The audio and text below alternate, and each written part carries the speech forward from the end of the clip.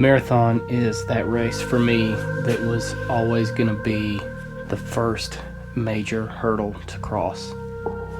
And if you've been following me through this,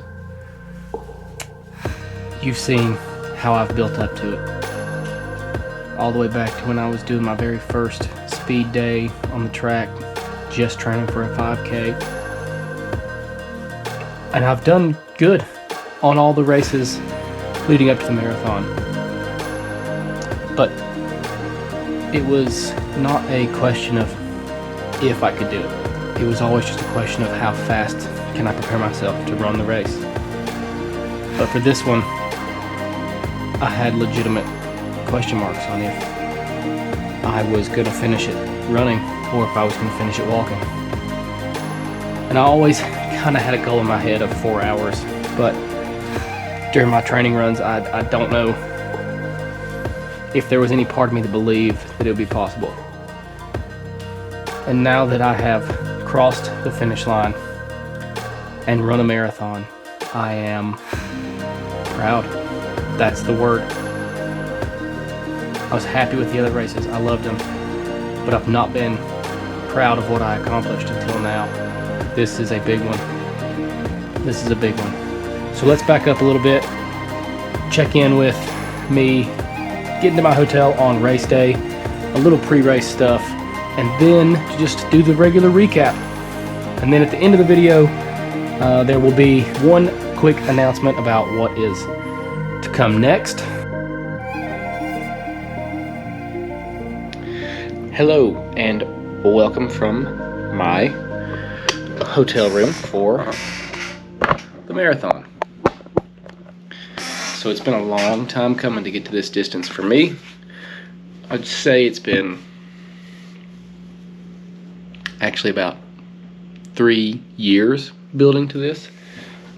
And I know I've only started this channel and sharing and filming for a few months, but I've wanted to do a marathon for a long time. And like when I first got into running, I enjoyed it, thought it was a lot of fun, and then naturally started following people on Instagram, watching them run, watching what they were doing, how they were doing it, and the marathon kept coming up and kept coming up and kept coming up. My runs kept getting a little bit longer. I would do a 7, then I could do a 9, then I could do an 11, 15, 18, and until this summer, well, until this fall, I guess, 18 was the longest run that I've ever done.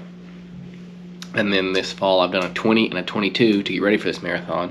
And, you know, just actually telling people you're going to do something does a little bit to help hold you accountable.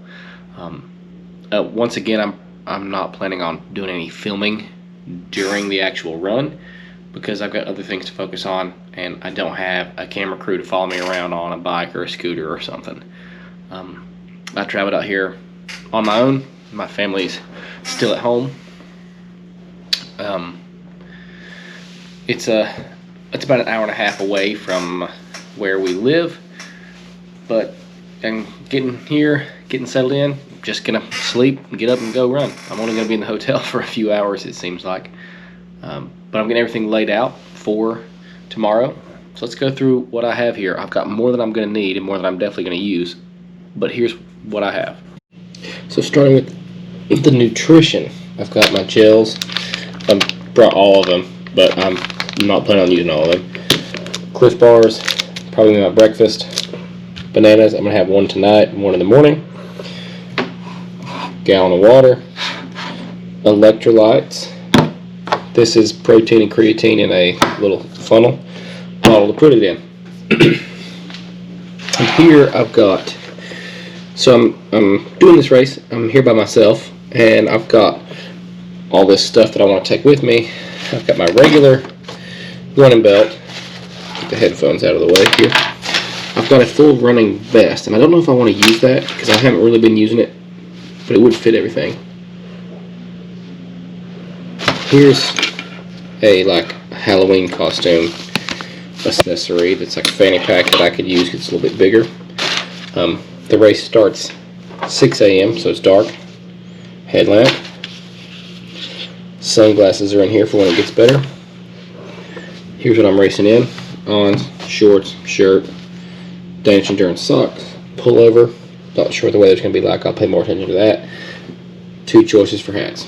So it's a lot of stuff, but I'll use a little bit of all of this.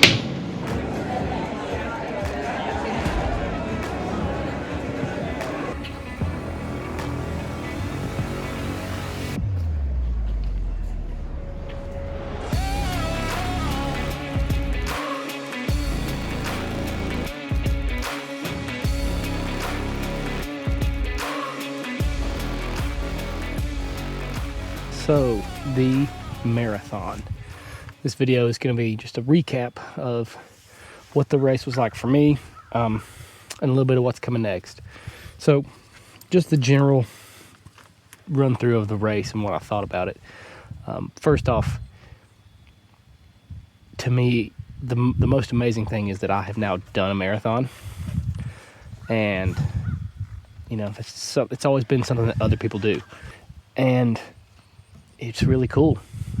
I've been getting back in the gym now that I have time to kind of rebuild some of the strength that I lost. That's one of the biggest negatives for me, is the amount of strength I lost trying to squeeze in my training because I had to change my schedule. And I'm happy I did it that way, because any other way I would not have been prepared to finish the race. So my official time was 3 hours, 57 minutes, and 41 seconds. And I know I had said that I don't really have any time goals, and that was true. I did not have a time goal. I just wanted to finish. Well, I really still wanted to beat 4 hours, and I did not know if I could. I knew it was going to be close. I knew it was going to be real close.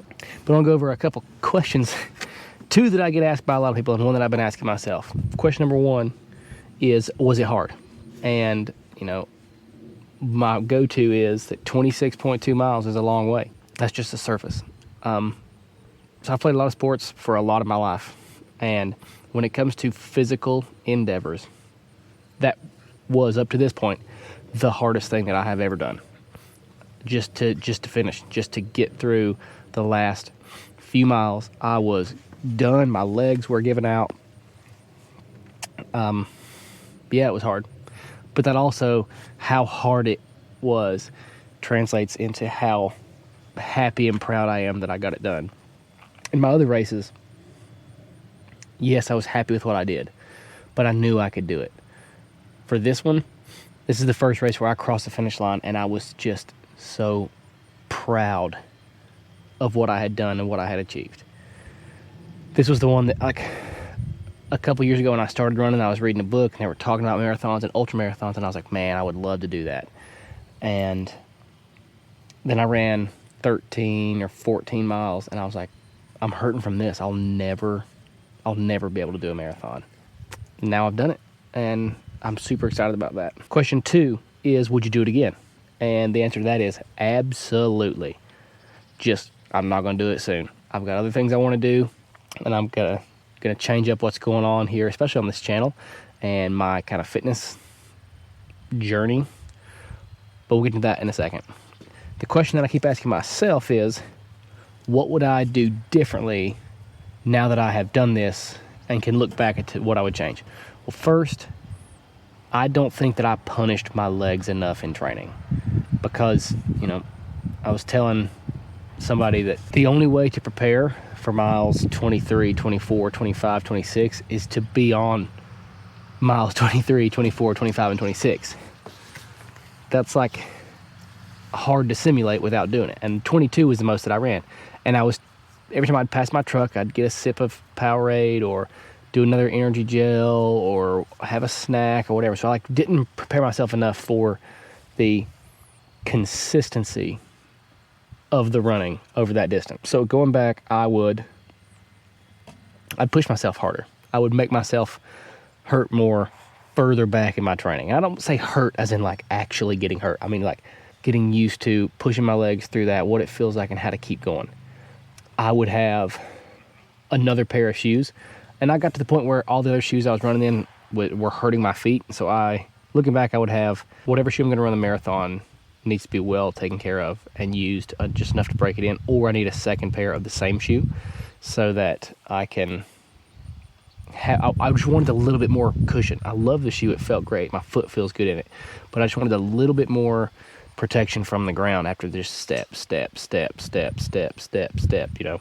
Yeah, looking back, what I should have done differently for this particular thing is probably nothing, because when I found out I was running a marathon this soon, I cut back on everything I could and just did long runs. I got myself ready, and I did it. I was not prepared to run this marathon 4 weeks before it was scheduled, but after those 4 weeks, I was able to do it. How do I think I handled race day? Well, I think I got my hydration and my nutrition spot on. I had no cramping issues. I had no energy level issues. I had no motivational issues. I'm very glad that I did get a hotel room the night before and stayed instead of having to drive an hour and a half to get there to start by 6. You know, it's cool. It's good stuff. I've done a marathon. The marathon was great. I'm very proud of it, but it's time to move on from that and on to what's next. And what's next is me beginning to train for triathlons. So I'm using the cold months to get in the pool, get on the bike, get used to those disciplines, because I have no idea about them. Like, I can swim and I can ride a bike, but I've never done it for time, distance, whatever. And one thing I also learned about this marathon prep is that obviously it takes time, but the time that I was able to spend has now changed. So my wife and I both have different job schedules now than we did when I first started training for all the running. And I don't think that I have the time that I want to put into everything, which nobody does. There are no solutions, there are only trade-offs. So I'm going to make a trade-off, and the goal is still 16 races. I'm 4 down. I've got 4 to go, and then I start back over at the top at 5K. Now, the 16th was going to be a full iron distance triathlon, and I do not believe that I have the time to train for those 3 things at that distance at this point in our life. And that's kind of frustrating for like the goals that I have for my fitness and stuff, but it's not frustrating that I'm going to make a decision to change that to have more time with my family. So I'm going to change that to a 50K ultra marathon. And that's kind of cool too, because now I'll have done road races, triathlons, and ultra marathons by the end of this. And then when that's all done, I will do an Ironman prep. Once we get our schedules settled up a little bit better, sorted out, we know what we're doing, that's when I can train for that and go for that. That's irrespective of whether I think my body can physically do an Ironman. Obviously, I had a hard time with just a marathon, and an Ironman, you do that after you've cycled 112 miles and after you swam 2.5 almost. So, you know, it's not about that. It's about the time and it's about the family. So I am making that change. So I'll get to do some trail running after I get done with a half iron distance, or a 70.3. Then I'll start back at the top at 5K. Project Marathon, it's kind of a milestone. It's kind of the midpoint of a lap through the races. It's also a massive checkpoint for me.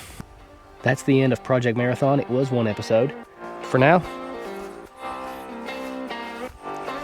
time to get in the gym, get in the pool, get on the bike, and back on the road.